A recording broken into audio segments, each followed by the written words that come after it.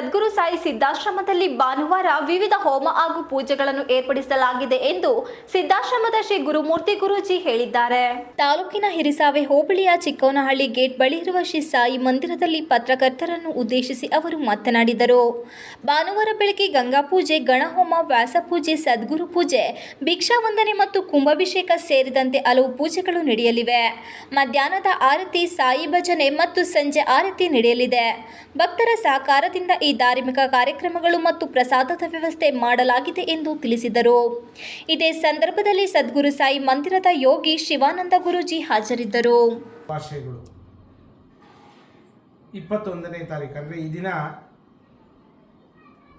ವಿಶೇಷವಾಗಿ ಗುರುವಿನ ನಮಿಸುವಂಥ ದಿನ. ಗುರುಪೂರ್ಣಿಮೆ ಪ್ರಯುಕ್ತ ಮಂದಿರದಲ್ಲಿ ಬಹಳ ಅದ್ಧೂರಿ ಕಾರ್ಯಕ್ರಮವನ್ನು ಹಿರಿಸೇವೆ ಚಿಕ್ಕವನಹಳ್ಳಿ ಗೇಟ್ನಲ್ಲಿ ಹಮ್ಮಿಕೊಳ್ಳಲಾಗಿದೆ. ಬೆಂಗಳೂರು ಮಂಗಳೂರು ರಾಷ್ಟ್ರೀಯ ಹೆದ್ದಾರಿಯಲ್ಲಿರುವಂಥ ಗುಹಾಂತರ ಶಿರಡಿ ಸಾಯಿಬಾಬಾ ಮಂದಿರ.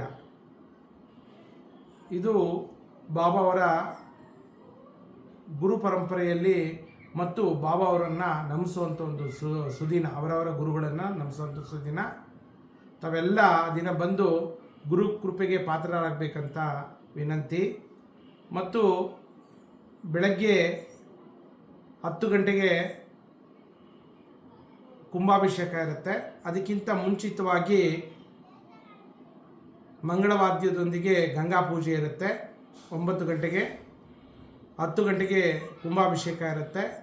ಮಧ್ಯಾಹ್ನ 12 ಗಂಟೆಗೆ ಮಧ್ಯಾಹ್ನದ ಆರತಿ ಬಾಬಾರವರಿಗಿರುತ್ತೆ. ವಿಶೇಷವಾಗಿ ಅನ್ನದಾನ ಇರುತ್ತೆ. ತದನಂತರ ಸಂಗೀತ ಕಾರ್ಯಕ್ರಮ, ಗಣಹೋಮ ಇವೆಲ್ಲವೂ ಇರುತ್ತೆ. ಸಾಯಿ ಬಂಧುಗಳು ಹೆಚ್ಚಿನ ಸಂಖ್ಯೆಯಲ್ಲಿ ಆಗಮಿಸಬೇಕಾಗಿ ವಿನಂತಿ. 9 ಗಂಟೆಗೆ ವಿಶೇಷವಾಗಿ ಅಭಿಷೇಕದೊಂದಿಗೆ ಗಣಹೋಮ ಸಹಿತ ನಡೆಯುತ್ತೆ. ಸಾಯಿ ಬಂಧುಗಳು ಎಲ್ಲರೂ ಆಗಮಿಸಿ ಬಾಬಾ ಅವರ ಕೃಪೆಗೆ ಪಾತ್ರರಾಗಬೇಕೆಂದು ವಿನಂತಿ. ಜೈ ಸಾಯಿರಾಮ್.